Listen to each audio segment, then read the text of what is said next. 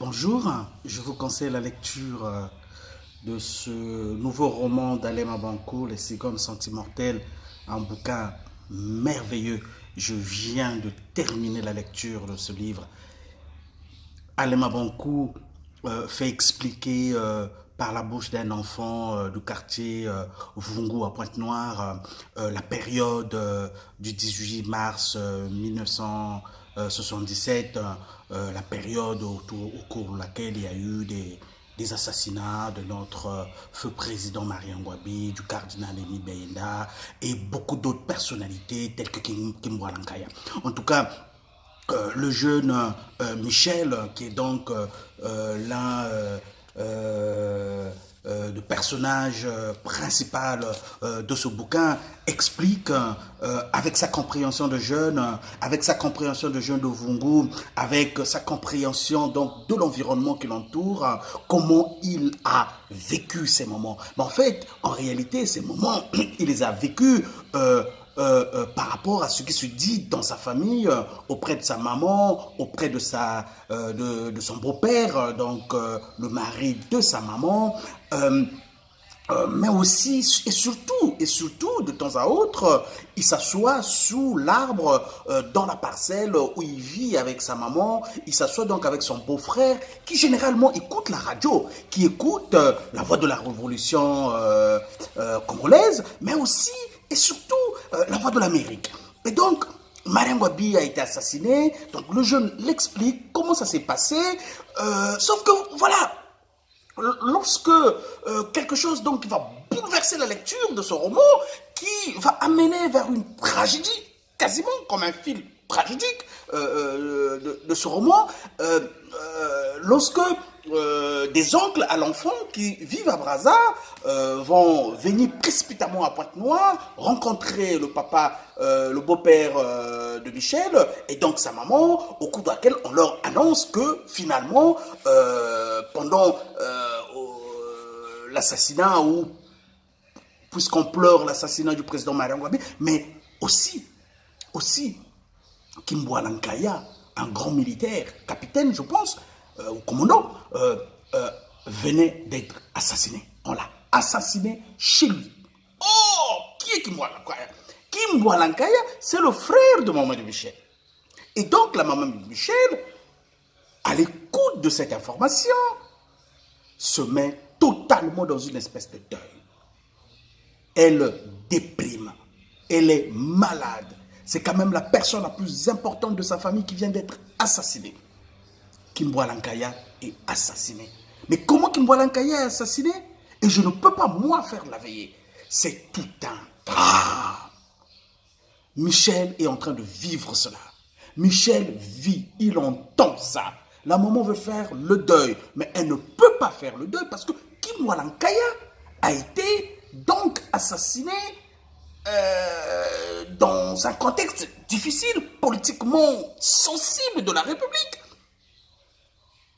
Donc si toi, tu te prononces comme étant la famille de Kimbwa Lankaya, tu risques d'avoir des problèmes.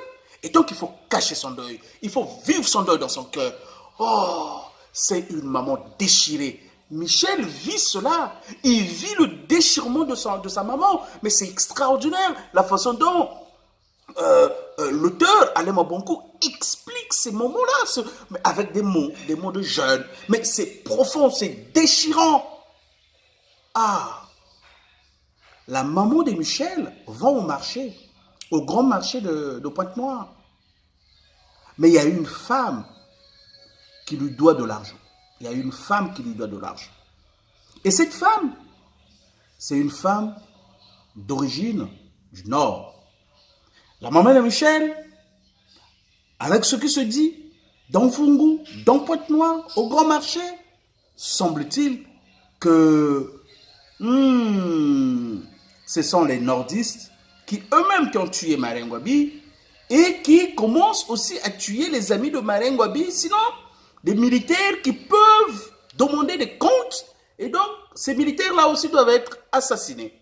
Et voilà comment on assassine Kimbwa Lankaya. La maman de Michel se dit, tiens, les nordistes, mais moi je ne peux pas savoir qui a tué Kimbwa Lankaya. Mais J'ai à portée de main cette dame qui me doit de l'argent. Elle doit le savoir. Je veux venger la mort de Kimbwalankaya sur cette femme du Nord. Et voilà comment elle va commencer à organiser l'acte ultime de ce roman. L'acte ultime de ce roman. La maman, donc, un jour, s'organise. Il met un gros couteau dans son sac et il prend le chemin du Grand Marché pour aller rendre des comptes à cette dame. La dame, mes chers amis, est la patronne de l'URFC du Grand Marché. Donc une femme puissante. Une femme puissante. Malgré le fait que son mari l'interdit de commettre un acte pareil parce que c'est de la folie. Mais elle, au nom de Kimbwalankaya, elle va aller venger. Et donc un jour, lorsqu'il arrive au Grand Marché, on lui indiqua que la dame n'est pas au marché. Elle, par sa connaissance de l'environnement, elle saura que la dame était au restaurant Gaspard, où finalement elle tenait une grande réunion des femmes URFC du Grand Marché. Et donc la maman bondit en pleine réunion de l'URFC. Imaginez-vous à l'époque, plongea sa main dans son sac, sortit son couteau et donc frappa sur la femme vis-à-vis devant la foule qui se met en courant. Quel scandale! Quel scandale! Quel scandale! Mais nous sommes quand même au moment où le président Marine Ngouabi est décédé. La police est partout, les militaires sont partout. Très rapidement, la maman de Michel va être arrêtée, jetée dans un camion des militaires et conduite vers une destination que Michel va nous décrire dans ce bouquin. C'est extraordinaire. Lisez ce bouquin. Lisez ce bouquin. Ce roman est extraordinaire. Finalement, la maman se retrouve enfermée par l'armée. Le père de Michel, au courant de la situation, et un oncle de Michel, un autre oncle de Michel, membre du Parti congolais du travail, vont tous vers là où est détenue la maman de Michel. Michel aussi, avec eux. La justice est mobilisée. Les juges sont mobilisés. Mais il faut donc trouver une solution parce que cette affaire risque d'être une affaire d'État. Cette dame qui se dit Bembe veut venger la mort de son frère à la personne de Kimbwalankaya. Scandale. Scandale. Et sur la personne de qui? D'une dame du Nord, patronne de l'URFC, du Grand Marché. Scandale. Nous sommes au bord d'une situation grave. Mais est-elle vraiment la sœur de Kimbwalankaya, comme il le dit? Kimbwalankaya, l'ennemi de la révolution, s'il est véritablement de la famille de Kimbwalankaya, alors la situation s'aggrave de nouveau. Et donc, le juge qui arrive interroge le papa de Michel. Votre femme a déclaré qu'il est la sœur de Kimbwalankaya. Êtes-vous vraiment le beau-frère de Kimbwalankaya? Évidemment. Le papa dit non, parce que c'est la consigne dans la famille. Mais il ne faut pas le dire. Sinon, notre famille risque de connaître la prison et peut-être même le sort de Kimbwalankaya.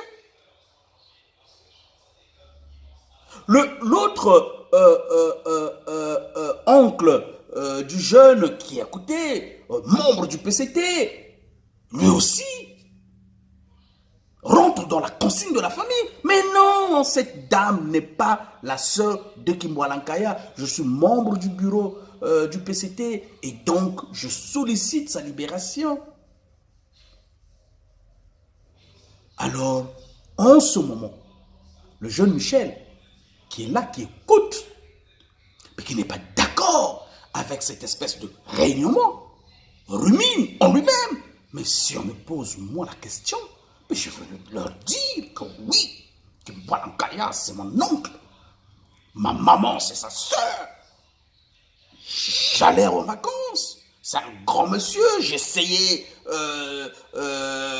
devant la glace de sa maison, je m'essayais à être militaire comme lui, oui, je le suis. Mais c'est vrai, si je le dis, je respecte la mémoire de Mbwalankaya. Et maman, la prison. Tout à coup, le juge se retourne vers le jeune et lui pose la question.